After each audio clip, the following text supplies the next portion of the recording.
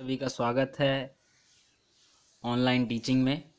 और आज की क्लास 10th के लिए है chapter 1 chemical reaction and equations.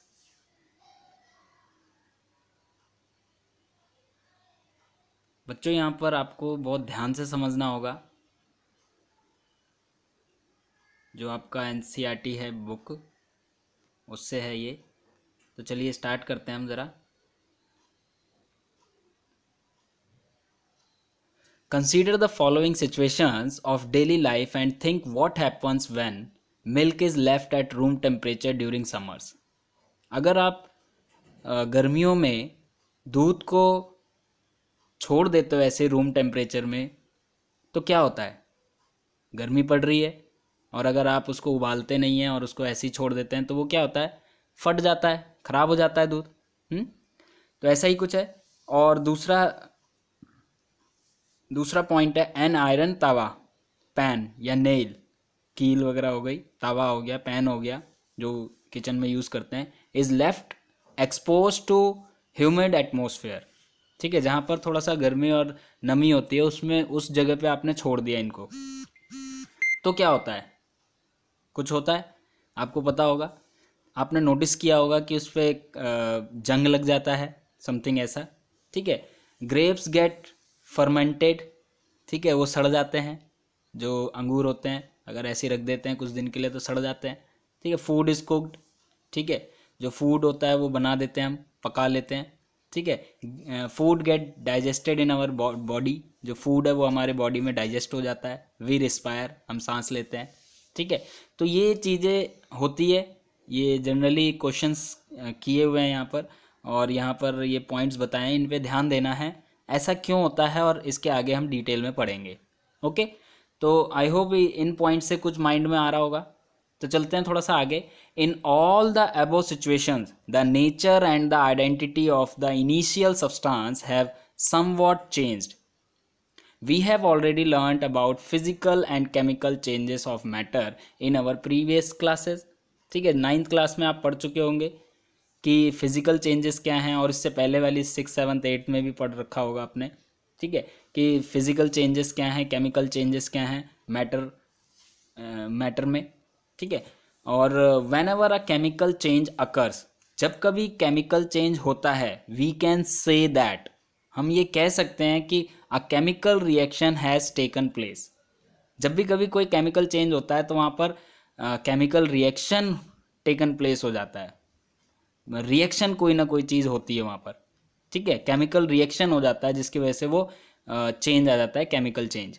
Okay, तो you may perhaps be wondering as to what is actually meant by chemical reaction. तो इससे आपको पता लगता है कि केमिकल रिएक्शन क्या है। जब उसमें कोई चेंज आ जाता है तो आपको पता लग जाता है कि यहाँ पर केमिकल चेंज हुआ है, केमिकल रिएक्शन हुआ है जिसकी वजह से कुछ चेंज हुआ है। How do we come to know that a chemical reaction has taken place? अब हम कैसे जानेंगे कि किसी चीज़ में केमिकल रिएक्शन हो चुका है? Let us perform some activity to find the answer to these question. तो चलिए देखते हैं कि यहाँ पर केमिकल रिएक्शन कैसे पता लगाते हैं। ओके, तो ये एक्टिविटी है, ये आपको करके भी देख सकते हो with presence of your teacher. ठीक है, टीचर की प्रेजेंस में करना है आपको, अकेले से नहीं करना है। बस ध्यान रखना है, अभी जो पढ़ रहे हैं हम उसको ध्यान रखना है, एक्टिविटी क्या करते हैं। ठीक है, आपके लैब वगैरह में कराएंगे जब स्कूल जाएंगे आप। तो activity 1.1 caution. This activity needs the teachers assistant. Obviously बात है, जैसा मैंने अभी बताया आपको, it would be better if students wear suitable eye glasses. और ज़रूरी है कि आप आई ग्लासेस पहन लें, क्योंकि इससे जब रिएक्शन होता है तो आँखों पे लगने का डर होता है, या कोई भी रिएक्शन अगर हार्म पहुँचाएगा तो वो आपकी आँखों को नहीं पहुँचाएगा। ठीक है, तो बच जाओगे आप। ठीक है, क्लीन अ मैग्नीशियम रिबन। आपने क्या करना है, मैग्नीशियम रिबन को लेना है और उसको क्लीन कर लेना है, साफ कर लेना है। अबाउट 3 to 4 सेंटीमीटर लॉन्ग, इतना लंबा आपको मैग्नीशियम रिबन लेना है। Bye rubbing it with sand paper, और इसको क्या करना है, रब करना है सैंड पेपर से, और फिर उसको यूज़ करना है। ओके, कैसे? Hold it with a pair of tongs. चिमटा होता है, टोंग्स मतलब चिमटा, उसके साथ उसको पकड़ना है। Burn it using a strip lamp or burner and collect the ash so formed in a watch glass as shown in figure 1.1. Burn the magnesium ribbon keeping it away as far as possible from your eyes. ठीक है, तो आपको दूर रखना है अपनी eyes से और उसको बर्न करना है. जब आप बर्न करेंगे तो कुछ नोटिस करेंगे. ठीक है, तो चलते हैं आगे थोड़ा सा. व्हाट डू यू ऑब्जर्व, आपने क्या ऑब्जर्व किया जब आपने मैग्नीशियम रिबन को बर्न किया, तो आपने क्या नोटिस किया. तो चलते हैं थोड़ा सा आगे देखते हैं. यहाँ पर ये आपका हो जाता है. इसके बाद ये आपको फिगर दिखा देता हूँ मैं. कुछ इस तरह से जब करेंगे एक्सपेरिमेंट तो यहाँ पर इस तरह से दिखेगा. ये टोंग है, मैग्नीशियम रिबन है, बर्नर है. ठीक है, वॉच ग्लास, ठीक है, कांच का ग्लास है, और कांच का वो बॉल्स या कुछ भी चीज़ ले सकते हैं. मैग्नीशियम ऑक्साइड जो जब आप बर्न करेंगे तो ये वाइट ऐश में यहाँ पर गिरेगा. क्लियर हो गई बात. तो यहाँ पर दिखा दिया है और ये लिख भी दिया है, burning of magnesium ribbon in air. जब भी कभी आप मैग्नीशियम रिबन को एयर में बर्न करते हैं, जलाते हैं, and collection of magnesium oxide in a watch glass. ठीक है, तो यहाँ पर आप देख सकते हैं कि ये कलेक्शन आपको मिलेगा. ठीक है, वाइट एशेस में दिखेगा. तो चलते हैं आगे. You must have observe that magnesium ribbon Burns with a dazzling white flame. जब भी आप जलाएंगे तो डैजलिंग जैसे ऐसे आवाज़ आती है, वो इस आवाज़ की तरह से जलेगा और वो वाइट फ्लेम में होगा and changes into a white powder. और वो वाइट पाउडर छोड़ेगा, जो उसका रिमेन बचेगा क्या होगा, white powder. This powder is magnesium oxide. और इसी पाउडर को हम क्या बोलते हैं, magnesium oxide. It is formed due to the reaction between magnesium and oxygen present in the air. ठीक है, it is form due to the reaction between. और ये ऐसा क्यों हुआ, क्योंकि यहाँ पर क्या हुआ, मैग्नीशियम में और ऑक्सीजन जो एयर में है उन दोनों में रिएक्शन हुआ. मेन चीज़ हम क्या सीख रहे हैं, रिएक्शन, केमिकल रिएक्शन. तो दिस इज़ द पॉइंट. ठीक है, नोट कर लेना आप माइंड में कि ये ऐसा क्यों हुआ. It is form due to the reaction between magnesium and oxygen present in the air. Okay, done. तो चलिए चलते हैं थोड़ा सा आगे. एक्टिविटी 1.2. नेक्स्ट एक्टिविटी में पढ़ता हूँ. Take lead nitrate solution in the test tube and potassium iodide solution to this. What do you observe, आपने क्या ऑब्जर्व किया. जब ये वाला एक्टिविटी करेंगे तो आप इसमें भी कुछ नोटिस करेंगे. एक्टिविटी 1.3 देखिए. Take a few zinc granules in a conical flask और a test tube. Add dilute hydrochloric acid और सल्फ्यूरिक एसिड टू दिस. ठीक है, figure 1.2 caution handle the acid with care. ठीक है, जब भी कभी आप एसिड को यूज़ करें बहुत सेफली करें. ठीक है, ध्यान रख के करना होगा और टीचर की निगरानी में करना है. Do you observe anything happening around the zinc granules. जो जिंक ग्रैन्यूल्स होते हैं, जो छोटे छोटे दाने से ग्रैन्यूल्स बोलते हैं उसको, जिंक के जो होंगे उसके साथ कुछ रिएक्शंस होंगे. Touch the conical flask and और टेस्ट ट्यूब. ठीक है, जो टेस्ट ट्यूब है उसको जब टच करोगे तो उसका टेम्परेचर हाई हो जाएगा. क्यों हो गया, बिकॉज ऑफ रिएक्शन. तो वहाँ पर भी क्या हो गया, केमिकल रिएक्शन हो रहा है. Okay, is there any change in that its temperature. Yes, temperature change होगा. ठीक है, तो 2-3 चीज़ें आपके माइंड में आ रही है. ठीक है, from the above 3 activities we can say that any of the following observation help us to determine whether a chemical reaction has taken place. Change in state. पहली चीज, जब भी कभी रिएक्शन होगा, ध्यान रखने वाली बात है, मेन पॉइंट है जो एग्जाम में पूछे जाते हैं कि जब भी कभी केमिकल रिएक्शन होगा तो उससे क्या चेंज होते हैं. तो सबसे पहली बात आती है चेंज इन स्टेट. उसका स्टेट चेंज हो जाएगा, सॉलिड लिक्विड, लिक्विड गैस, इस तरह से चेंज हो जाते हैं, इसको बोलते हैं स्टेट. चेंज इन कलर, उनका कलर चेंज हो जाएगा. Evolution of gas. ठीक है, गैस का निकलना. ठीक है, चेंज इन टेम्परेचर, उसका जो टेम्परेचर है या तो ठंडा हो जाएगा या तो गर्म हो जाएगा. तो आई होप यहाँ तक आपको समझ में आया होगा. ठीक है, तो केमिकल रिएक्शन या केमिकल चेंज जब भी बात करेंगे तो वो इस तरह से होता है और इसमें ये चेंजेस होते ही हैं. क्लियर हो गई बात. तो आप उनके कलर को देख के पता लगा सकते हो कि केमिकल रिएक्शन हो चुका है. ठीक है, उसके गैस अगर उत्पन्न हो रही है तो भी आप पता लगा सकते हो कि केमिकल रिएक्शन हो चुका है. अगर उसका टेम्परेचर हाई और लो हो गया है तो भी आप पता लगा सकते हैं कि केमिकल रिएक्शन हो चुका है. ठीक है, उसका स्टेट अगर चेंज हो जाता है तो भी केमिकल रिएक्शन हो चुका है. As we observe the changes around us, जैसा कि हम जानते हैं, ठीक है, we can see that there is a large variety of chemical reactions taking place around us. हमारे आसपास के वातावरण में बहुत तरह की चेंजेस होते रहते हैं, ठीक है, केमिकल रिएक्शन होते रहते हैं। We will study about the various type of chemical reaction and their symbolic representation in this chapter. तो उन्हीं के बारे में हम इस चैप्टर में पढ़ने जा रहे हैं और उन्हीं के बारे में पता लगाएंगे कि ये सिंबॉलिकली कैसे रिप्रेजेंटेशन हम करते हैं। तो चलते हैं थोड़ा सा आगे। और आई होप यहाँ तक बच्चों आपको समझ में आया होगा। अगर नहीं आया तो एक बार दोबारा वीडियो को पीछे से चला के दोबारा से देख सकते हैं, ठीक है, तो आपको क्लियर हो जाएगा पॉइंट्स। अब ये जो फिगर है ये इसमें वही चीज़ बताया गया है कि यहाँ पर गैस जो बन रही है, ठीक है, वो ट्यूब से बाहर निकल सकती है। तो यहाँ पर ये दिया हुआ है, ठीक है, formation of hydrogen gas by the action of dilute sulphuric acid on zinc. Zinc पर अगर वो डाइल्यूट सल्फ्यूरिक एसिड हम डाल रहे हैं, ठीक है, तो उससे क्या निकल रहा है, हाइड्रोजन गैस। ओके, तो ये इधर क्या हो रहा है, केमिकल रिएक्शन। ओके, अब आते हैं केमिकल इक्वेशन। मेन पॉइंट पे आ रहे हैं हम। केमिकल इक्वेशन बनाते कैसे हैं, समझना है, इसको बहुत ध्यान से समझिएगा। अगर 9th में कुछ चीज़ छूट गई है तो यहाँ पर भी थोड़ा सा आप ध्यान दोगे तो ज़रूर आएगा आपको, ठीक है। Activity 1.1 can be described as when a magnesium ribbon is burned in oxygen it gets converted to magnesium oxide. जब आप उसको बर्न करते हैं तो वो कन्वर्ट हो जाता है मैग्नीशियम ऑक्साइड में। This description of a chemical reaction in a substance form is quite long.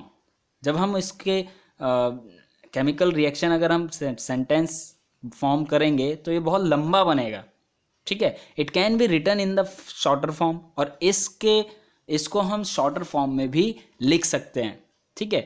अब बहुत सारी चीज़ें हैं जो जैसे डॉक्टर ना लिख के हम DR कर देते हैं तो वो शॉर्ट हो गया। तो ऐसे ही केमिकल रिएक्शन को अगर हम स्टेटमेंट में लिखते हैं तो वो लंबा चला जाता है नेम वाइज। अगर हम उसको शॉर्ट करना चाहें तो शॉर्ट हो सकता है। इसी को जब शॉर्ट करके लिखते हैं तो यहाँ पर केमिकल इक्वेशन बोली जाती है। अब देखिए वही इक्वेशन हमें सीखनी है, मेन इक्वेशन है, ये ध्यान रखिएगा क्योंकि एग्जाम में इससे रिलेटेड क्वेश्चन आते हैं इक्वेशन फॉर्म करने के लिए। ओके, तो चलते हैं आगे थोड़ा सा। The simplest way to do this is to write it in the form of a word equation, ठीक है।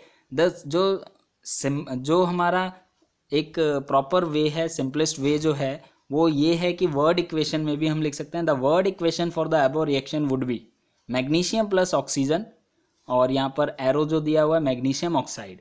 तो जो एरो करके इस साइड राइट साइड में जो है आपका उसको बोलते हैं प्रोडक्ट, और जो लेफ्ट साइड में है वो है रिएक्टेंट्स, जिससे रिएक्शन होता है।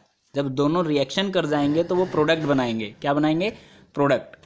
आई होप आपको यहाँ तक क्लियर हुआ, ठीक है। The substances that undergo chemical change in the reaction magnesium and oxygen are the reactants. जो मैग्नीशियम और ऑक्सीजन है वो आपके क्या हैं, रिएक्टेंट्स हैं। The new substance is magnesium oxide form during the reaction as a product. जब वो रिएक्शन कर जाएंगे तो वो जो आपका बना है मैग्नीशियम ऑक्साइड वो क्या बना है, प्रोडक्ट बना है, ठीक है। रिजल्ट जो आया आपका वो प्रोडक्ट कहलाता है। क्लियर हो गई बात। A word equation shows change of reactants to products through an arrow place between them. उनके बीच में एक एरो लगाते हैं। एरो जो लगाते हैं उससे ये पता लगता है कि उसका जो रिजल्ट आ रहा है वो प्रोडक्ट है। ओके, प्रोडक्ट से लेफ्ट हैंड साइड में जो दोनों देख रहे थे वो क्या है, आपके रिएक्टेंट्स हैं, ठीक है। The reactants are written on the left hand side LHS with a plus sign between them. उन दोनों के बीच में प्लस साइन डालेंगे कि उन दोनों को मिलाने पर आपको जो थर्ड जो मिल रहा है राइट साइड में उसको बोलते हैं प्रोडक्ट। क्लियर हो गई बात। तो चलते हैं आगे थोड़ा सा।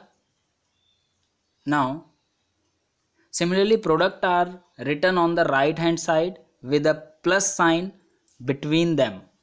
The arrowhead points towards the product and shows the direction of the reaction, ठीक है। जो एरो दिखा रहा है वो आपका प्रोडक्ट की ओर शो कर रहा है, जो रिजल्ट है आपका उसकी ओर शो कर रहा है। आई होप यहाँ तक आपको समझ में आया होगा। तो चलिए चलते हैं नेक्स्ट पॉइंट 1.1.1, ठीक है। ये सेक्शन हम पढ़ने जा रहे हैं, राइटिंग अ केमिकल इक्वेशन। अब हम इसको लिखेंगे कैसे, लिखने का भी तरीका होता है, ध्यान रखिएगा, बहुत मेन पॉइंट है ये। Is there any other shorter way for representing chemical equation? क्या इसका कोई अदर शॉर्टर वे है इक्वेशन को लिखने का? chemical equation can be made more concise and useful if we use chemical formulae instead of words. ठीक है, अभी तक हमने ऊपर सीखा था वर्ड में लिखना, बट हम इसको फॉर्मूले में भी लिख सकते हैं. A chemical equation represent a chemical reaction.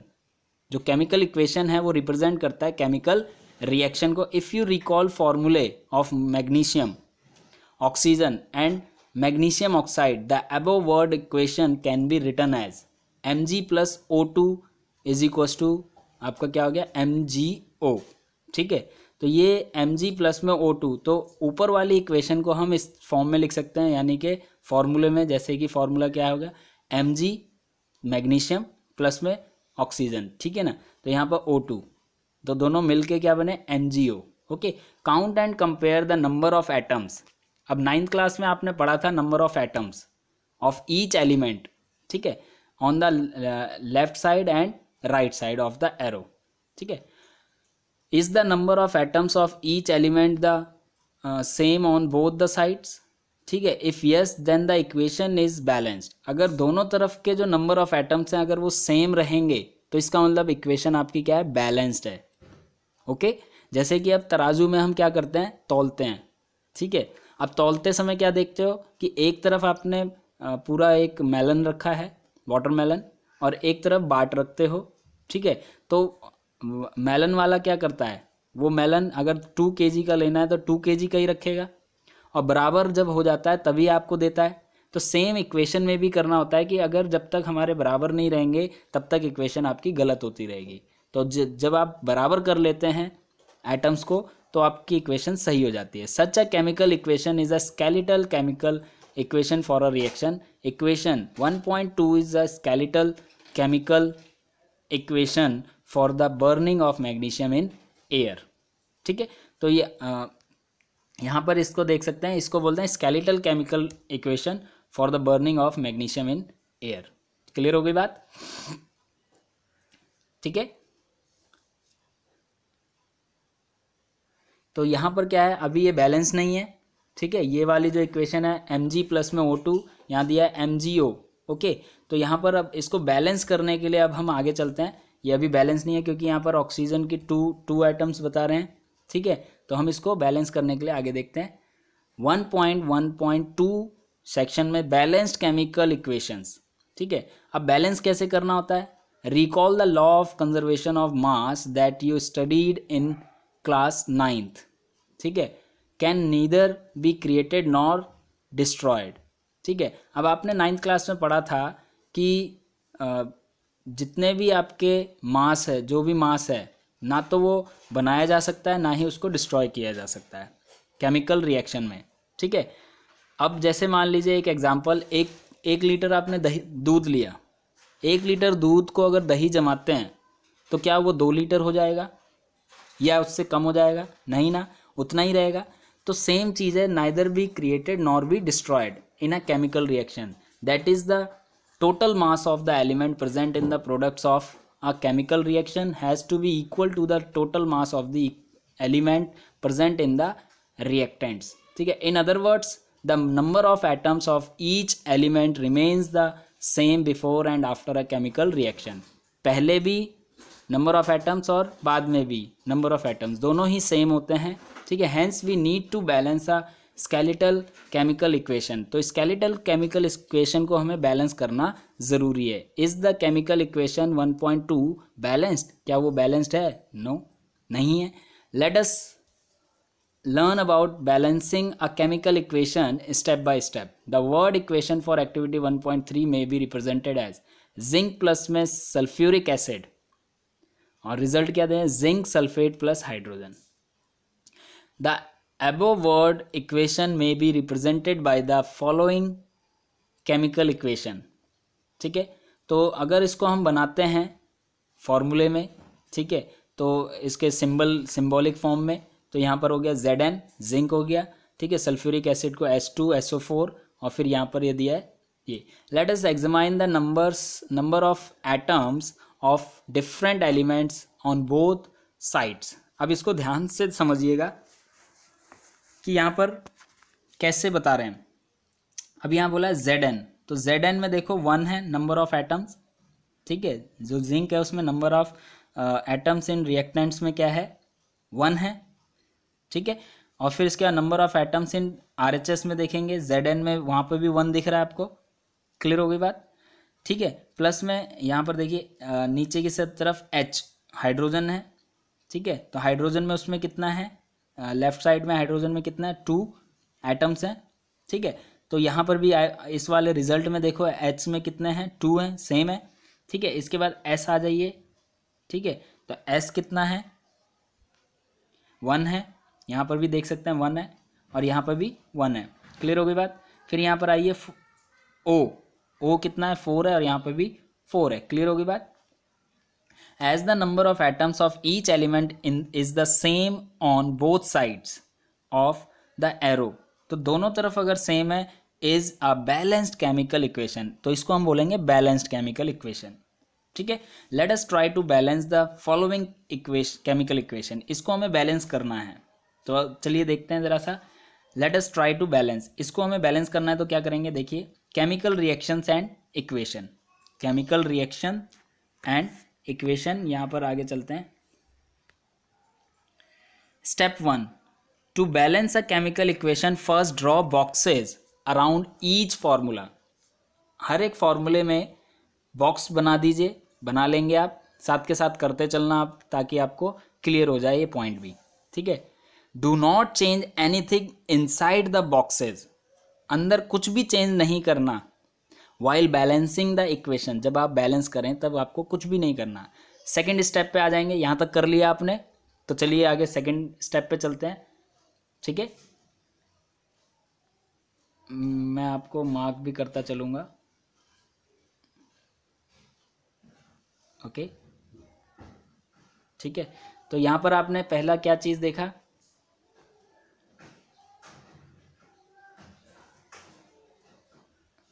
ठीक है, ये आपने देखा Fe H2O Fe3O4 H2, ये आपने देख लिया, ठीक है। इसको हमें बैलेंस करना है, क्या करना है, बैलेंस, ठीक है। तो चलते हैं थोड़ा सा आगे, स्टेप 2 में चलते हैं।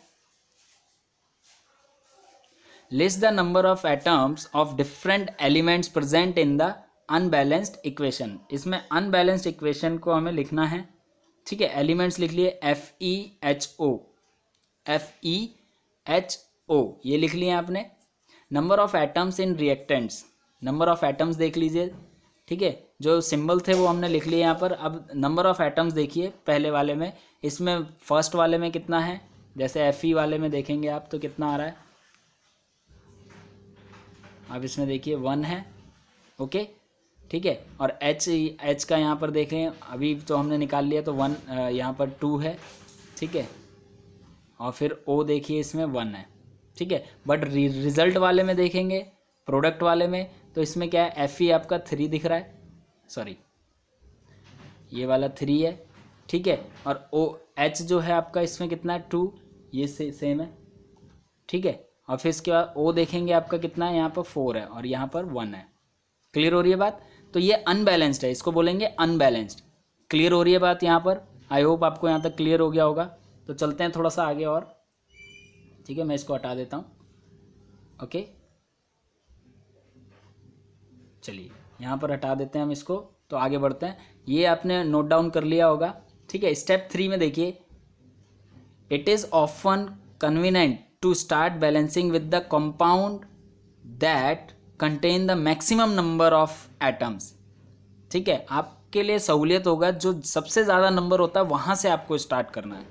Start balancing with the compound that contain the maximum number of atoms, जिसमें ज़्यादा नंबर्स ऑफ एटम हैं उसको आपने स्टार्ट करना वहाँ से। It may be a reactant और अ प्रोडक्ट, ये कोई सा भी हो सकता है, या तो प्रोडक्ट होगा या तो रिएक्टेंट्स होगा। In that compound select the element which has the maximum number of atoms, आपको उसको सेलेक्ट करना है जो सबसे ज़्यादा maximum number of elements maximum number of atoms हैं, ठीक है। यूजिंग दिस क्राइटेरिया, इस क्राइटेरिया को आपको यूज़ करना है। वी सिलेक्ट Fe3O4, Fe3, अब आप देख लीजिए यहाँ पर O4 है और Fe3 है, तो इस वाले प्रोडक्ट वाली जगह को हमने सिलेक्ट कर लिया, क्या आपको दिख पा रहा है? चलिए मैं मार्क कर देता हूँ आपके लिए। ठीक है, तो ये आपका ये आ गया आपका यहाँ पर, दिख रहा है अभी? क्लियर हो रहा है? ठीक है, मैं पहले ये सारे मार्क्स हटा देता हूँ, फिर आपको लगा के देता हूँ ये वाला। ठीक है, तो ये वाले को हमने सेलेक्ट किया, इसको देखना है क्योंकि इसमें नंबर ऑफ एटम्स जो हैं वो ज़्यादा हैं। ठीक है, वो चाहे आपका रिजल्ट में हो चाहे वो आपके रिएक्टेंट्स में हो। Okay, done. तो यहाँ पर आगे बढ़ते हैं हम थोड़ा सा। ओके, चलिए, आई होप यहाँ तक क्लियर हो गया होगा। And the elements oxygen in it, there are 4 oxygen atom on the RHS। तो ऑक्सीजन की कितनी मात्रा उधर? 4 है। And only 1 on the LHS, और लेफ्ट हैंड साइड पे कितना है? 1। क्लियर हो रही है? To balance the oxygen atoms of oxygen, initial आपका कितना था यहाँ पर देखिए, इनिशियल इन रिएक्टेंट्स में देखिए 1 है। ठीक है, और इन प्रोडक्ट में कितना है? 4 है। ओके, तो हमें क्या करना है, इसको मल्टीप्लाई कर लेंगे। यहाँ पर अगर 4 है तो 4 से इसको मल्टीप्लाई करना है अपने। क्लियर हो रही है बात? ठीक है, ऑक्सीजन की बात कर रहे हैं हम, यहाँ पर नोट डाउन कर लेंगे आप क्या चीज़ है।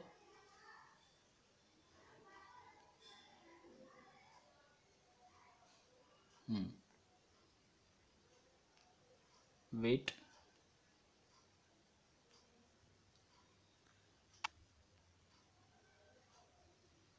पॉइंट किधर गया?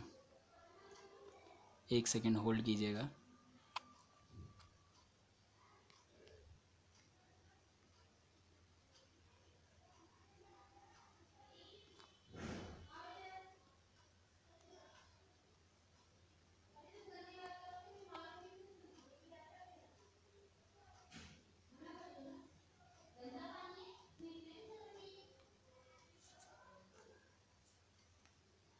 यस, ठीक है, वो थोड़ा सा कुछ गड़बड़ हो गई थी। चलिए अभी देखते हैं आगे हम। ठीक है, तो यहाँ पर इनिशियल आपका कितना है? 1 है। ठीक है, तो अब यहाँ पर प्रोडक्ट में 4 है, तो हमें उससे मल्टीप्लाई करना है, 1 को 4 से मल्टीप्लाई करना है। तो हमने 1 से मल्टीप्लाई 1 को 4 से, to equalize the number of atoms it must be remembered that we can not alter the formula of the compounds or elements involved in the reaction. For example, to balance oxygen atoms we can put coefficient 4 as 4H2O. ठीक है, 4H2O, इसको हमें आगे लिखना है, यानी 4H2O हो जाएगा, एंड नॉट H2O4। ये हम नहीं करेंगे, गड़बड़ हो जाएगी। ठीक है, और ना ही H2O4 ब्रैकेट के बाहर हमें करना है, हमें 4 को आगे लगाना है। जो भी मल्टीप्लाई करेंगे हम उसको आगे लगाएंगे। Now the partly balanced equation become, कुछ इस तरह से बन जाएगा वो जो आपने स्टार्टिंग में देखा था। मैं आपको मार्क करके दिखा देता हूँ। यहाँ देखिए ये वाला पोर्शन समझ में आ रहा है? इसको बड़ा कर देता हूँ मैं थोड़ा सा आपके लिए। ये ठीक है, रेड पोर्शन में दिख रहा है आपको। 4 जो है मल्टीप्लाई करने पर यहाँ पर ये थोड़ा सा बैलेंस हो चुका है, पार्टली बैलेंस्ड हो गया ये। ओके, अब इसके आगे चलते हैं हम जरा सा। ठीक है, यहाँ पर हम आगे चलेंगे। Step 4, Fe and H atom are still not balance. जो Fe है वो अभी बैलेंस नहीं हुआ और H आपका बैलेंस नहीं हुआ है। ठीक है, pick any of these elements, इनमें से कोई भी आप पिक कर लीजिए। टू प्रोसीड फर्दर, इसके आगे चलने के लिए। Let us balance hydrogen. अब हाइड्रोजन को हमें बैलेंस करना है। क्या करना है? हाइड्रोजन को बैलेंस करना है। ओके, तो यहाँ पर देखिए 2 है और यहाँ पर 4 है और यहाँ पर 2 है। ठीक है, तो यहाँ पर क्या है? To equalize the number of H atom make the number of molecules of hydrogen as 4 on the RHS। तो RHS में आपको 4 करने के लिए क्या करेंगे? यहाँ पर देखिए 2 है, ओके, और यहाँ पर भी 2 है और यहाँ पर 4 है, तो यहाँ पर भी 4 करना पड़ेगा। तो इसका मतलब इसको हम मल्टीप्लाई कर लेंगे।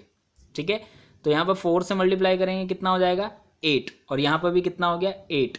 टू बैलेंस करने के लिए हमें 8 करना ही पड़ेगा यहाँ पर। ओके, तो यहाँ देखिए अब, ठीक है, 4 2 जा 8। ओके, टू बैलेंस हमें करने के लिए 4 से मल्टीप्लाई करना होगा, किसको, H2 को, यानी राइट हैंड साइड पे हमें इसको 4 से मल्टीप्लाई करना पड़ेगा, क्योंकि अभी ये क्या हो गया, 8 हो गया, अब ये क्या है, H2 है, तो हमें इसको बैलेंस करने के लिए क्या करना होगा, 4 से मल्टीप्लाई करना पड़ेगा। क्लियर हो रही है बात आपको? अगर नहीं समझ में आया एक बार दोबारा इसको बैक करके दोबारा से प्ले कीजिएगा, ज़रूर समझ में आएगा, डेफिनेटली समझ में आएगा। ठीक है, ठीक है, और ये बहुत ईजी वे है आपको समझाने का और समझने का। ठीक है, the equation would be like this. ठीक है, अब मैं इसमें मार्क कर देता हूँ, इससे पहले वाली भी चीज़ मार्क कर देता हूँ आपको और बाद वाली भी।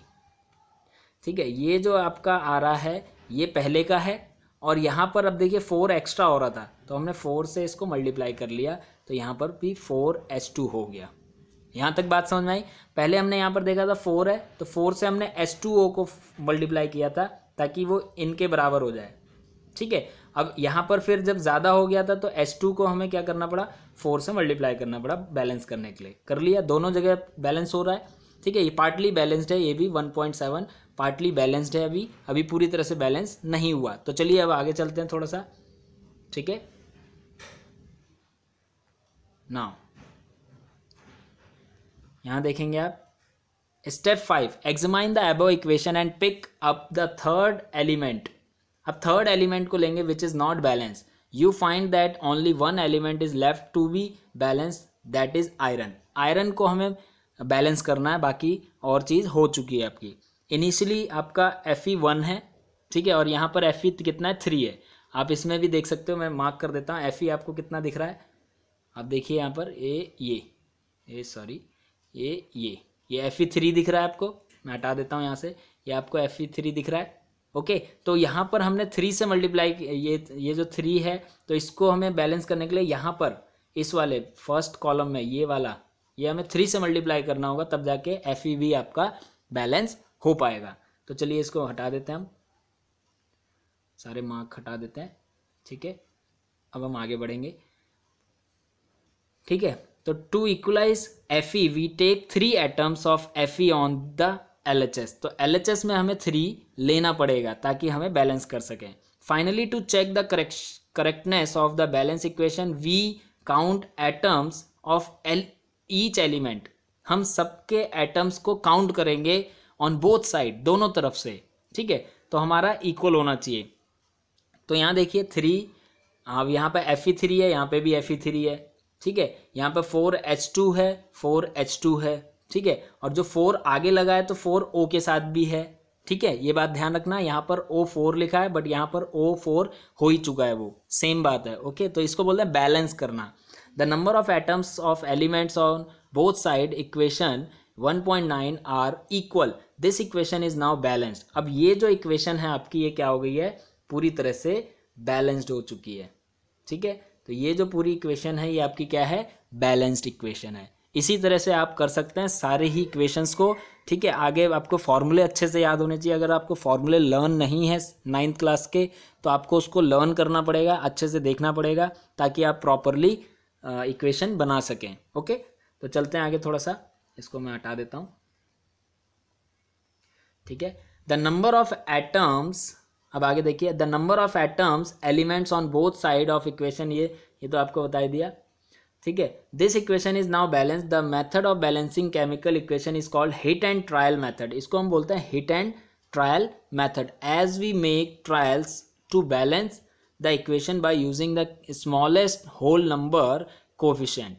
ठीक है, तो स्मॉलेस्ट होल नंबर को लेके हमने उसको बैलेंस करने की कोशिश की, उसको बोलते हैं हम hit and trial method. Step 7 देखिए, writing symbols of physical state.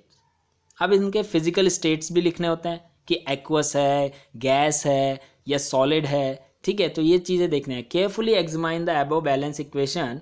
Does this equation tell us anything about the physical state of each reactant and product. जो अब हमें जो प्रोडक्ट मिल रहा है वो किस सिचुएशन में मिल रहा है, लिक्विड में मिल रहा है या गैस में मिल रहा है या एक्वस फॉर्म में मिल रहा है, तो किस फॉर्म में मिल रहा है, कौन सी स्टेट में मिल रहा है, तो इसके लिए बता रहे हैं। No information has been given in this equation about their physical state.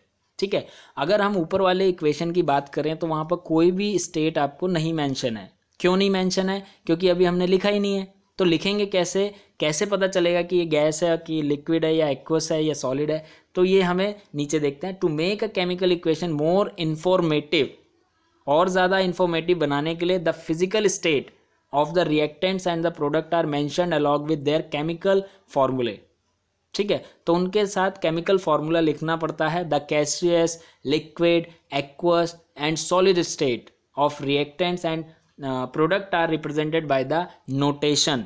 जो प्रोडक्ट आएगा उसको नोटेशन में डालना है, जी ब्रैकेट में आप देख रहे हैं, जी, ठीक है, एल, ठीक है, एक्वस एंड सॉलिड। क्लियर होगी बात। तो यहाँ पर आपको इस तरह से दिखा सकते हो आप respectively. The word aqueous is written in the if the reactant और product is present as the solution in water.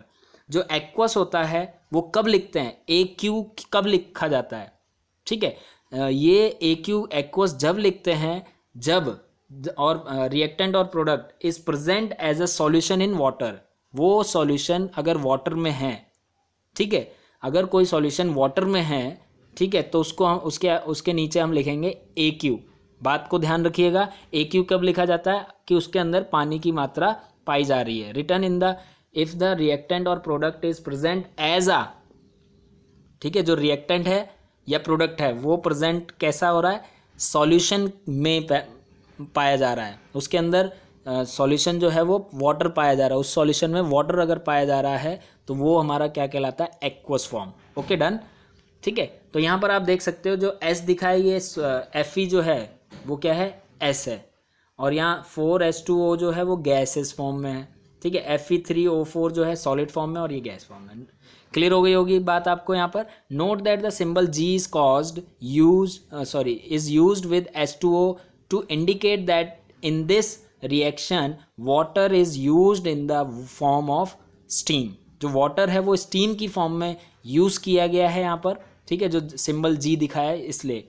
Usually physical state are not included in a chemical equation unless it is necessary to specify them, ठीक है। Sometimes the reaction conditions such as temperature, pressure, catalyst, etc. for the reaction are indicated above and or below the arrow in the equation, for example like this, ठीक है। कुछ चीज़ें हम ऐसे भी लिखते हैं, वो एरो के नीचे लिख दिया जाता है, ठीक है, तो उससे भी पता लगता है। तो इस तरह से भी हम इक्वेशन को बना सकते हैं। Using this step can you balance equation 1.2 given in the text earlier, ठीक है। जो 1.2 है इससे पहले जो दिया था, क्या आप उसको इनकी सहायता से आप क्या बना सकते हैं, एक बार ट्राई ज़रूर कीजिएगा, और इससे रिलेटेड ये क्वेश्चन आप अपनी नोटबुक में कर लेंगे ताकि आपको ईजी हो सके।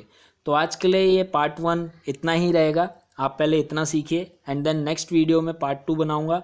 उस पार्ट 2 में आपको और आगे ले चलेंगे और ज़्यादा समझ में आएगा, इसलिए थोड़ा थोड़ा अच्छे से समझिए, ध्यान से समझिए। अगर नहीं समझ में आता है एक बार वीडियो को दोबारा रीप्ले करके देखिए।